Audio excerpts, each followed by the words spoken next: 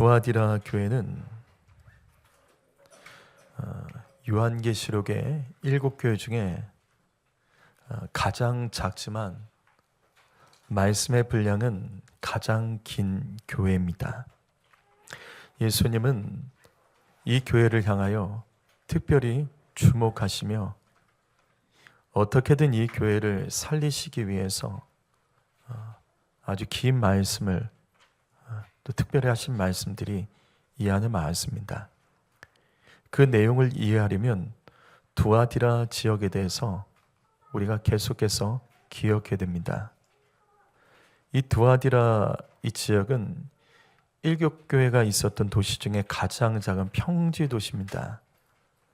원래 농부와 목동이 털을 잡고 살아가는 한적한 마을이었으나 로마가 이 땅을 차지하면서 이 평지 길목이라는 이점을 감안하여 여기를 상업도시로 키워냅니다.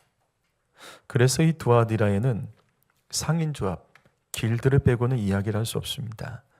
그리고 이 상인조합은 우상숭배 일에 깊이 연관이 되어 있습니다.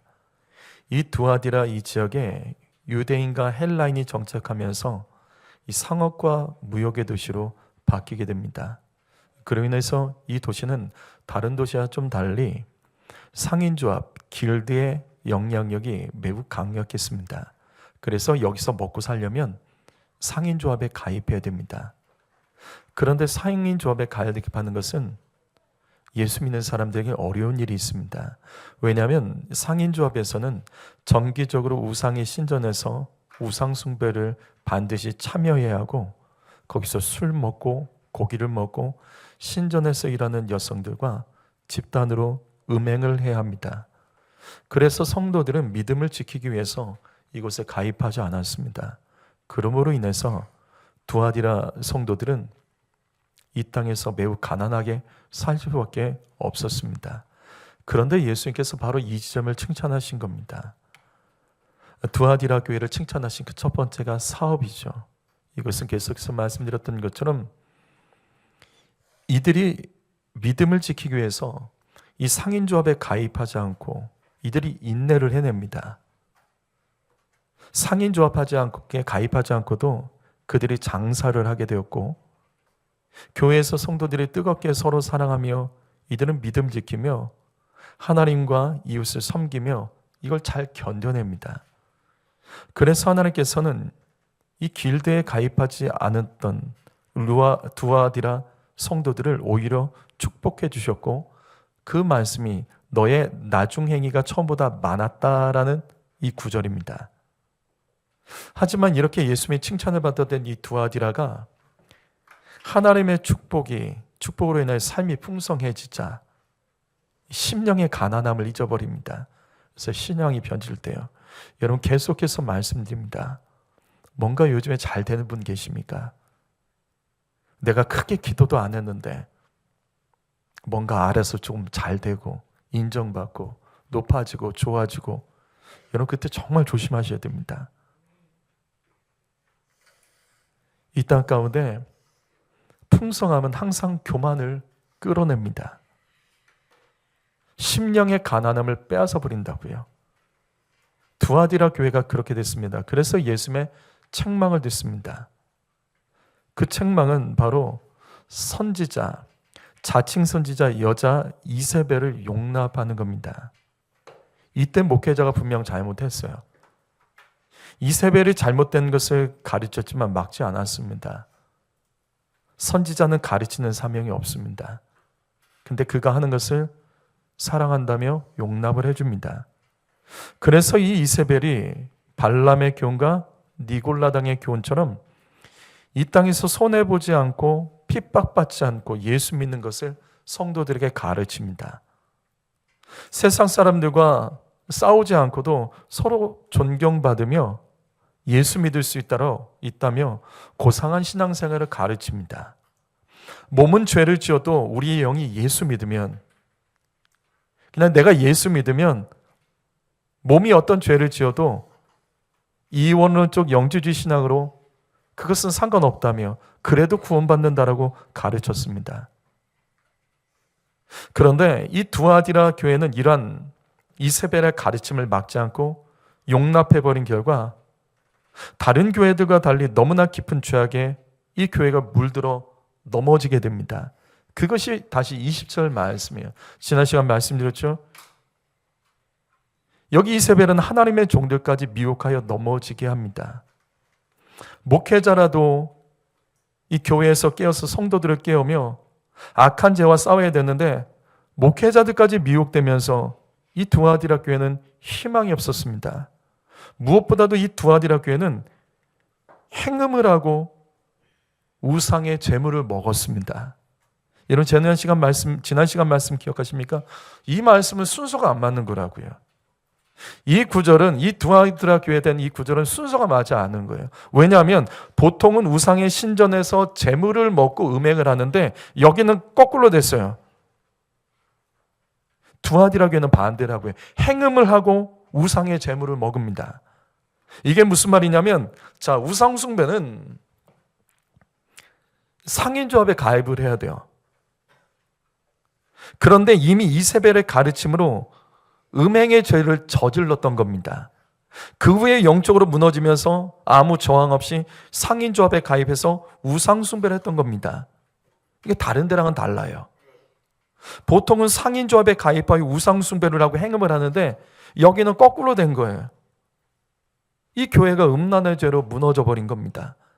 그렇기 때문에 예수님께서 이 작은 시골 교회를 향하여 다른 교회보다 가장 많은 말씀을 하시며 두아디라를 살려내기 위해서 아주 힘을 쓰시는 거예요. 21절 말씀 읽어볼까요? 21절 있습니다. 시작.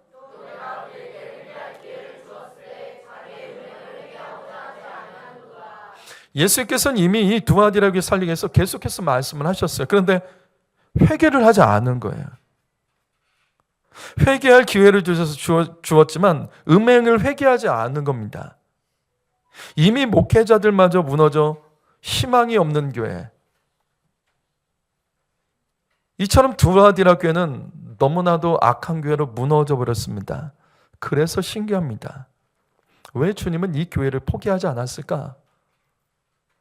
여기는 살려낼 방법이 없다고요. 목회자도 무너졌고 희망도 없습니다. 회개도 하지 않습니다. 이 두아디라 교회를 향하여 예수님께서 계속 기회를 주신 이유, 지난 시간 말씀드렸죠? 24절 말씀 때문이에요. 거기 남아있던 몇 사람들이 있었습니다. 이들은 자칭 선지자 이세벨의 교훈을 받지 않았어요. 이들이 남아서 교회를 끝까지 지켜내고 있었습니다. 비록 교회 목회자들까지 넘어졌지만 이 소수의 성도들이 교회를 포기하지 않고 엎드려 하나님의 은혜를 구했고, 그래서 주님은 소수의 남은 자 때문에 이 두아디라 교회를 포기하실 수가 없었던 겁니다. 성도 여러분, 마태복음 16장 18절 말씀 읽어보실래요? 자, 읽어보시겠습니다. 시작.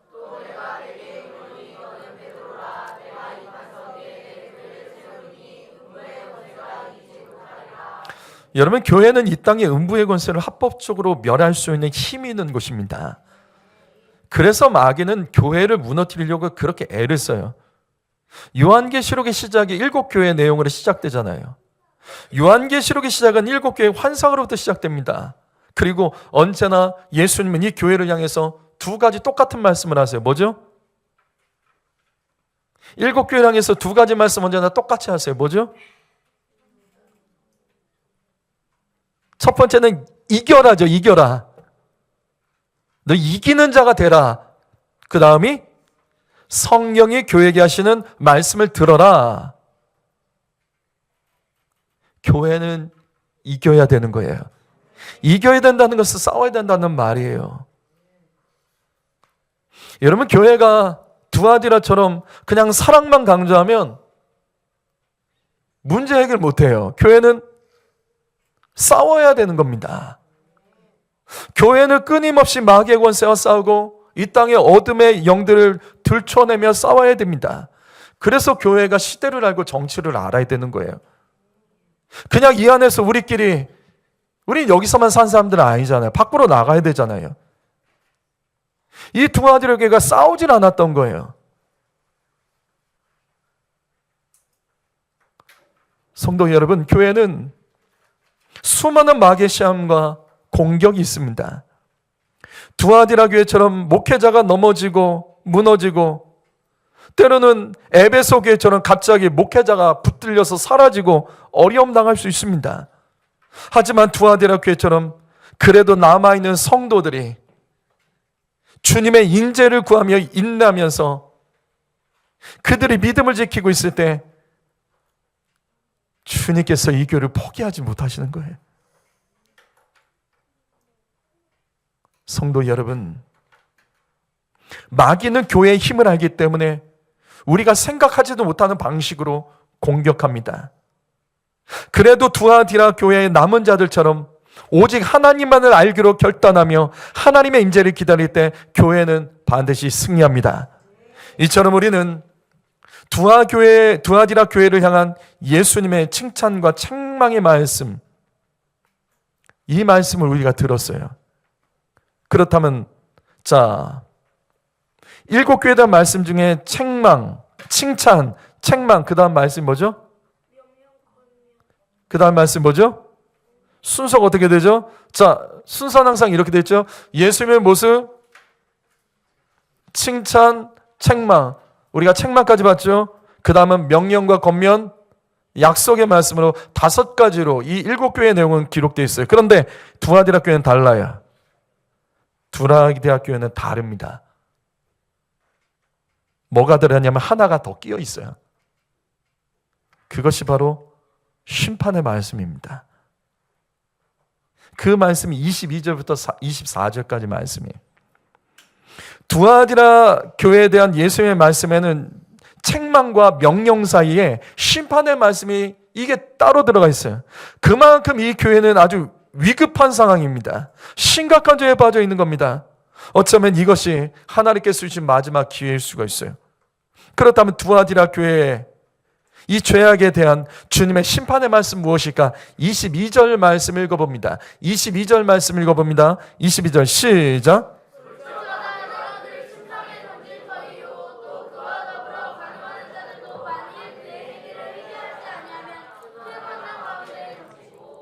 자, 앞에서 말씀드렸던 것처럼 두아디라 교회의 가장 큰 죄는 우상숭배가 아니라 음행입니다. 다른 교회들은 우상숭배로부터 음행이 연결되지만 여기는 반대죠. 음행으로부터 우상숭배가 연결되는 매우 악한 교회예요. 이 말씀은 회개하지 않고 음행했던 이세벨과 그를 따르던 사람들을 향하여 3가지 심판의 말씀을 주님께서 던지십니다. 그 첫 번째는 이세벨은 병상에 던져진다는 거예요. 그가 병상에 던져진다는 겁니다. 주님은 그를 병상에 던지신다는 거예요. 여기 침상이라는 단어가 나오죠. 헬라어로 병상입니다. 그래서 다른 번역본에는 병상으로 번역합니다. 주님은 이세벨을 치셔서 큰 질병으로 병상에 누워 못 일어나게 하시겠다는 말씀이에요. 왜 이세벨과 같이 악한 죄를 죽이지 않고 침상을 병상되게 하셨을까? 여러분, 여기 침상은 이세벨이 음행의 죄를 짓던 곳입니다. 육체의 쾌락을 즐기던 이 침상을 주님은 죄로 인해서 병들어 드러넘는 병상이 되게 하신 거예요. 이같이 침상에서 음행하는 자들에게 죄에 대한 두려움을 통해서 우리가 일상에서 주님과 멀어져 즐기는 침상이 삶의 고통스러운 병상으로 주님의 심판의 도구가 될 수 있다는 것을 음행하는 자들에게 가르쳐 주시기 위하여 이세벨에게 큰 병을 허락하셔서 들어 눕게 하시는 거예요. 성도 여러분, 우리는 이 말씀에서 하나님의 음성을 들어야 됩니다. 저와 여러분에 있어서 이 말씀, 이세벨의 침상, 병상은 여러분에게 무엇입니까? 요한복음 5장 8절 말씀을 보시게 되면 38년의 병자의 이야기가 나옵니다. 베데스다의 38년 된 병자. 예수님께서 그를 치유하셨을 때 이렇게 말씀하십니다. 일어나, 내 자리, 이 자리가 침상입니다. 침상을 들고 걸어가라. 너가 누워있던 그 자리를 들고 걸어가라고 주님 말씀하십니다. 여러분, 이 말씀을 기억하십니까? 주님은 38년간 누워있던 병자에게 그냥 일어나라고 말씀하지 않으셨어요. 너 침상 들고 일어나라. 침상 들고 걸어가라. 그거 치워버리라고 말씀하신 거예요. 그럼 왜일까? 이 침상이 무엇이길래 주님이 이걸 치우라고 말씀하셨을까? 이 뒤에 이 38년 된 병자가 예수님을 한 번 더 만나요. 성전에서 한 번 더 만납니다. 그 말씀이 5장 14절에 나옵니다. 5장 14절 말씀 읽어보죠. 5장 14절 말씀 시작. 그 후에 예수께서 성전에서 그 사람을 만나 이르되 보라 내가 나았으니 마지막 것이 생기지 않게 다시는 죄를 범하지 말라 하시니. 이 38년 된 병자의 이 침상은 죄로 인하여 들어누웠던 병상이었어요. 그는 죄 때문에 거기 들어누워 있었던 겁니다. 그리고 그 병상에 누워서 끊임없이 요한복음 5장 15절 요한복음 5장의 베데스다의 사건을 보시게 되면 원망에 사로잡혀 있었던 거예요. 쉼없이 원망하고 불평하며 거기 누워서 죄를 계속 짓고 또 있었던 거예요.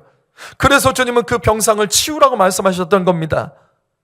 너가 죄 짓던 자리, 너가 죄로 인해서 들어넣었던 자리, 너가 죄 짓고 누워서 또 그것을 죄 짓던 그 자리, 거기 다른 사람 눕지 못하도록 그거 치워버리라는 거예요. 성도 여러분, 나의 죄의 자리, 병 들어있는 자리, 들어넣어서 원망과 불평하며 죄 짓던 병상의 자리들은 우리들에게 무엇입니까? 여러분, 우리의 인생에서 계속적으로 죄 짓고 내가 들어놓고 내가 자리 차지하고 있는 그 자리를 치우지 아니하면 그 자리에 내 사랑하는 자녀들이 앉으면 어떡하시겠습니까? 그 자리에 내 사랑하는 가족들이 앉으면 어떡하시려고요? 성도 여러분, 오늘 우리는 이 말씀을 통해서 우리의 인생에서 계속해서 죄 짓고 끊임없이 불평하는 그 자리를 예수의 볼로 치워버리시고 깨끗하게 하시기를 예수님의 이름으로 축복합니다. 이세벨과 그를 따르던 자들에게 주님의 두 번째 심판의 말씀은 이세벨과 간음한 자들을 큰 환난에 던지겠다라고 말씀하십니다. 주님은 이세벨만 심판하신 것이 아니에요. 과거에 좋은 믿음으로 살았지만 어느 순간 이세벨과 더불어 간음하던 자들을 큰 환난 가운데 던지시겠다고 말씀합니다. 하지만 한 가지 조건을 거셨어요. 그 조건은 회개하며 심판을 면해주겠다. 회개하며 심판을 면해주겠다는 조건을 하나 거셨어요. 근데 이상하죠? 이세벨에게는 이런 말씀이 없습니다. 이세벨에게는 회개할 기회조차 주님은 주지 않으셨어요. 하지만 이세벨과 간음했던 자들에 의해서는 너희가 회개하면 큰 환난에 던지지 않겠다라고 약속해 주신 거예요. 그러면 왜 주님은 이세벨에게는 회개할 기회를 주시지 않았을까? 여러분, 이 말씀 오해하시면 안 돼요. 하나님께서는 모든 사람에게 기회를 주십니다. 이세벨도 하나님의 심판으로 죽지 않고 분명 여기 22절 말씀 보면 침상에 누워 있습니다. 누워 있다는 건 아직 살아 있는 거죠. 이세벨에게도 아직 시간이 있는 거죠. 회개할 기회가 아직 있는 겁니다. 근데 성경은 말씀하지 않아요. 이세벨에게는 회개할 기회가 없었습니다. 하지만 그와 간음했던 자들에게는 회개하면이라는 전제 조건이 붙은 거예요. 왜 주님은 이세벨에게 회개할 기회를 주시지 않았을까? 여러분, 이 말씀을 이해하려면 우리 복음서에 예수의 말씀을 한 가지를 기억해야 됩니다. 마태복음 12장 31절 말씀 읽어볼까요? 읽어봅니다. 시작.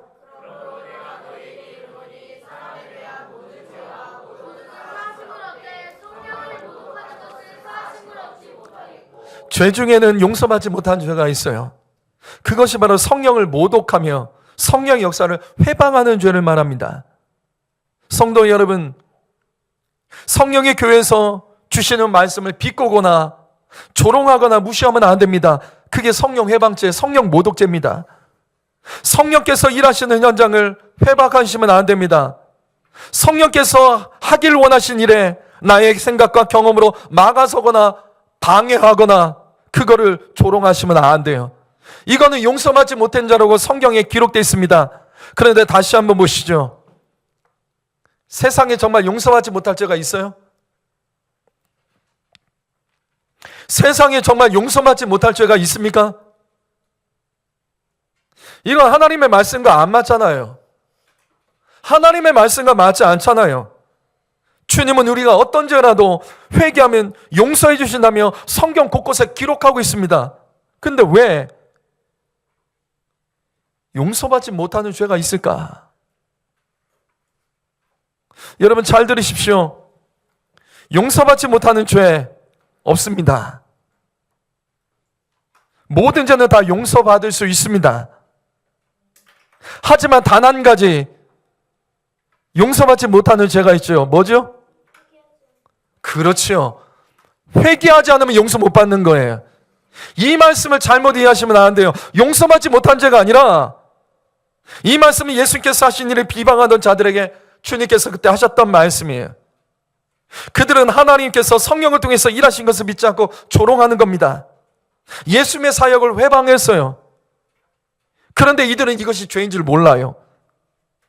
이들은 자신들이 하는 일이 죄라는 것을 모릅니다. 그래서 예수님도 십자가를 못 박았어요. 그래서 예수님께서 십자가에서 똑같은 말씀하시죠. 아버지, 저들을 용서하소서. 사실 이들은 무슨 짓을 하고 있는지 알지 못하나이다. 모른다는 거예요. 자기들이 죄를 지었던 걸 모른다는 거예요. 그래서 회개하지 않아요. 회개하지 않기 때문에 용서받지 못하는 거예요. 성도 여러분, 우리는 어떤 죄에 대해서는 이건 죄겠구나 생각하지만 우리는 우리 자신도 모르게 성령을 회방할 때가 있습니다. 성령께서 역사하시는 것을 내 생각과 내 감정으로 그걸 막 휘저어요. 그걸 반대해요. 나는 동의하지 않은데요. 이게 더 나았대요. 이게 더 효율적이지 않아요. 우리는 그런 식으로 자주 성령께서 일하시는 것을 방해할 때가 있습니다. 분명 지난주 말씀처럼 성령은 말씀의 영이에요. 여러분은 어떠세요? 하나님 말씀 전하실 때, 성경 말씀 그대로 말씀이 전파됐을 때 여러분 그 말씀을 들으셨습니까? 어떤 말씀에 대해서는 유독 비꼬고 조롱하며 동의를 요청하며 딴말했던 적 있으지 않으세요? 그거 죄인 거 아세요? 그거 회개하셨습니까? 많은 사람들이 사실은 성령께서 이 땅 가운데 일하시는 것을 회방합니다. 회방하고 있다고요. 우리가 작년에도 동성애를 막기 위해서 교회가 나서서 저 광장으로 나가서 외쳐도 신기한 인간들 있죠. 신기한 교회들 있죠. 뭐래요? 그걸 조롱하고 그걸 회방하고 악담을 하는 자들이 있어요. 근데 그 사람들은 몰라요. 자기들이 성령을 회방하는 것을 모른다고요. 어떤 한 교회가 세워질 때 그 교회를 무너뜨리는 자들이 있습니다. 근데 본인들은 몰라요. 본인들은 옳은 일을 한다고 생각하는 거예요. 이게 정의라고 말한 자들이 있습니다. 성도 여러분, 용서받지 못하는 죄는 없어요. 회개 안 해서 용서 못 받는 거예요. 내가 죄인 것을 모르기 때문에 용서받지 못하는 거예요. 다시 계시록 2장 22절 말씀, 예수님께서는 이세벨에게 회개할 기회를 주시지 않았습니다. 그런데 사망으로 심판하지 않고 병상에 던지셨습니다. 살아 있었지만 회개할 기회를 말씀하지 않고 주지도 않아요. 하지만 이것은 회개할 기회를 주시지 않은 게 아니에요.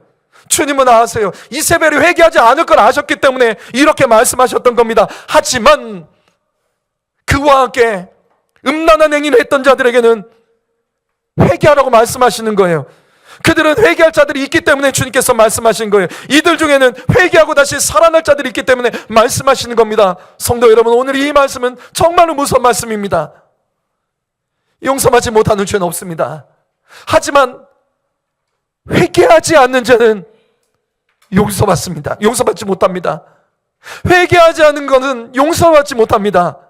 주님은 모든 사람 분명 용서하세요. 우리가 엎드리면 용서하세요. 그러나 회개하지 않는 것까지 용서하지는 않으신다고요.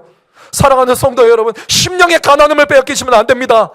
여러분, 내가 내 죄인이라는 것을 기억하셔야 됩니다. 억울함을 사면 안 돼요. 말씀 듣고 은혜만 받으려고 하시면 안 돼요. 먼저 내 심령이 회개 심령이 되고, 우리가 예배 때마다 성령 충만과 회개를 구할 때 그거 소홀히 하지 마세요. 그거 장난으로 여기지 마세요. 그거 시정 내시면 안 돼요. 그때라도 회개하지 않으면 우리는 하나님께서 우리를 살리시고 싶어도 합법적으로 살릴 수가 없는 죄인으로 멸망받을 수밖에 없는 거예요. 만일 그 행위를 회개하지 아니하면 큰 환난 가운데 던지고, 성도 여러분, 지금 환난당한 성도님 계십니까? 여러분에게 감당하기 힘든 환난이 있으신 성도 있습니까? 가정 위기인 사람 있죠? 자녀들 어려운 상황들 있죠. 환경이 어렵습니까? 사업장이 어렵습니까? 관계가 어렵습니까? 건강이 위기입니까? 이 말씀 놓치지 마세요. 회개할 기회를 주신 음성으로 듣는 자가 살아나게 될 줄 믿습니다. 회개야 살아납니다. 이세벨과 그를 따르던 자들에게 주님 주신 마지막 세 번째 심판의 말씀은 이세벨의 자녀들은 죽임을 당한다라는 말씀입니다. 이세벨의 자녀들은 죽임을 당하리라. 이세벨이 애를 낳은 거예요. 이세벨이 두아디라 교회에서 애를 낳았어요. 여기 이세벨의 자녀들은 이세벨의 추종자들을 말하는 겁니다. 이들에게도 똑같지요. 이들에게도 회개할 기회가 없어요. 이들도 회개할 자들이 아니기 때문에, 그래서 주님은 단호하게 말씀이사 너네는 죽는다. 너네는 죽는다. 회개하지 않은 자들이에요. 이세벨의 악한 영과 같은 영을 가진 자들을 말합니다. 그래서 주님은 이 말씀 속에서도 이세벨의 자녀들에게 회개할 기회를 말씀하지 않는 거예요. 그냥 이들을 죽이겠다. 이세벨의 죄 때문에 평상에 누워 있는 것을 보고도 하나님이 하신 일이라는 것을 깨닫지 못하고 이세벨의 길을 계속해서 걸어가는 그 자녀들에게, 그 추종자들에게 주님은 회개하다는 말씀 없이 너희는 끝났다라고 말씀하시는 거예요. 성도 여러분, 가장 무서운 죄는 회개하지 않는 죄입니다. 요한계시록의 7교회를 향하여 예수님께서 언제나 명령하셨던 말씀은 언제나 회개였어요. 너 11조 많이 해라, 사명 감당 많이 해라, 이게 아니라고요. 성도 여러분, 회개가 말세의 명령이며 복음의 핵심입니다. 예수님께서 세례 요한이 첫 번째 전했던 복음이 뭐죠? 회개하라죠. 회개하라요. 구약의 선지자들이 계속해서 말했던 게 사람들 찾아다니면서 축복하는 것이 아니라 회개가 축복입니다. 회개하는 것이 축복입니다. 구약의 선지자들이 계속해서 강조했던 것들이 회개죠. 회개 없는 헌신은 하나님께서 받지 않으십니다. 회개 없는 기도는 하나님께서 받지 않으십니다. 회개 없는 열정은 아무 힘이 없습니다. 다시 반복합니다. 회개가 복음입니다. 여러분, 회개가 복음입니다. 오늘 말씀 정리하겠습니다. 요한계시록 2장 23절 말씀. 모든 교회가 나는 사람의 뜻과 마음을 살피는 자인 줄 알라. 내가 각 사람의 행위대로 갚아주리라. 내가 각 사람의 행위대로 갚아주리라. 왜 예수님은 두아디라 교회를 향하여 이렇게 말씀하셨을까? 여러분, 이 말씀이 앞에 있는 말씀에 연결이라는 걸 아십니까? 이 말씀이 앞에 있는 말씀에 연결해요. 이 말씀이 어떤 말씀이 연결하냐면 18절 말씀 다음에 나오는 말씀이 바로 이 말씀이라고요. 그 사이에 있는 말씀, 18절 말씀이 시작이고 그 결론의 말씀이 이 말씀이에요. 두아디라 교회 사자에게 편지하라. 그의 눈이 불꽃 같고 그 발이 빛난 주석 같은 하나님의 아들이 이르시되 모든 교회가 나는 사람의 뜻과 마음을 살피는 자인 줄 알라. 그러나 내가 각 사람의 행위대로 갚아주리라. 주님은 불꽃 같은 눈으로 모든 사람의 뜻과 마음을 살피시는 하나님이십니다. 또 주님은 빛난 주석 같은 발로 우리들의 행위대로 주님은 갚아주시는 하나님이십니다. 성도 여러분, 우리는 분명 예수 믿고 구원받는 거 맞아요. 하지만 믿음과 행위는 절대 분리되지 않습니다. 예수 믿으면서도 선한 행위가 없다면 그것은 하나님의 심판을 받는 거예요. 그게 오늘 말씀이잖아요. 발람, 니골라당, 그들의 교훈, 이세벨의 가르침 핵심이 뭐예요? 이원론 아니에요. 믿으면 죄져도 괜찮다. 내가 마음으로 믿으면 육신의 죄는 괜찮다. 내 마음의 믿음과 삶의 믿음이 일치되지 않는 것, 이게 발람과 니골라당의 교훈, 거짓 선지자 이세벨의 가르침입니다. 그런데 우리들이 이 시대에 그 믿음으로 살고 있지는 않습니까? 나는 마음으로 예수를 믿어, 나는 마음으로 예수를 믿어, 나는 마음으로 예수를 주로 인정해. 그러나 삶에는 그 행함이 없고 내 입술에는 그와 같은 인정함이 없는 믿음으로 우리가 살고 있지는 않습니까? 그것에 대한 경고의 말씀이 이거예요. 내가 너의 마음을 살피지만 근데 나는 너의 행동에 대해서 반드시 갚아준다. 분명 주님은 불꽃 같은 눈으로 사람의 뜻과 마음을 살피고 계십니다. 그러나 주님은 빛난 주석 같은 발로 반드시 사람의 행위에 대해서 심판하신다는 말씀이, 우리의 마음과 뜻은 결국 우리의 삶으로 드러난다는 것을 우리가 인정해야 된다고요. 내가 믿음이 있다 하지만 진짜 믿음은 밖으로 드러납니다. 성도 여러분, 우리의 언어와 삶이 진짜 나의 실제 믿음입니다. 절대 이것은 두 가지가 될 수 없다고요. 따로 갈 수 없습니다. 우리의 행위를 보면, 우리의 삶을 보면 그게 내 안에 있는 믿음이에요. 그래서 주님은 행위로 갚아주신다는 거예요. 내가 마음으로 주를 믿는다 하더라도 행위가 없는 것은 믿음이 없는 거예요. 우리가 이걸 인정하지 않으면 우리도 발람과 니골라당과 이세벨의 가르침을 받는 자들과 똑같은 자들이 되는 거예요. 두아디라 교회 이세벨의 무리들이 진짜 회개하고 구원받으려면 이들은 자신의 마음에 나는 여전히 하나님을 믿어, 나는 여전히 예수를 믿어, 그러면서도 이원론적인 삶으로 내가 마음으로 믿으니까 이 정도 죄는 지어도 돼, 이건 안 된다는 거예요. 너의 삶이, 너의 행위가 너의 믿음이다. 그래서 내가 너의 마음과 뜻을 감찰하지만 너의 삶에 드러난 행위를 가지고 나는 갚아주고 심판한다. 이 말씀이에요. 살아가는 성도 여러분, 우리 막연한 믿음으로 예수 믿고 있지 않습니까? 삶에 드러난 믿음은 어떤 거죠? 내 삶 속에 실제로 드려지는 삶의 예배 모습과 말씀에 순종하는 모습은 정말 무엇입니까? 우리는 우리의 삶을 통해서 내 믿음을 오늘 이 말씀 통해 점검해야 돼요. 주님은 마음과 뜻을 감찰하시지만, 살피고 계시지만 그 사람의 행위로 갚아주시고 심판하시다는 이 말씀을 통해서 우리가 막연히 예수 믿는다, 내가 예수 믿는다, 하나님 인정한다, 주님의 뜻대로 살겠다, 하나님께 내 생명 드리겠다, 주님 사랑합니다 아무리 외쳐도 삶에 드러난 거룩한 믿음의 행함이 없이는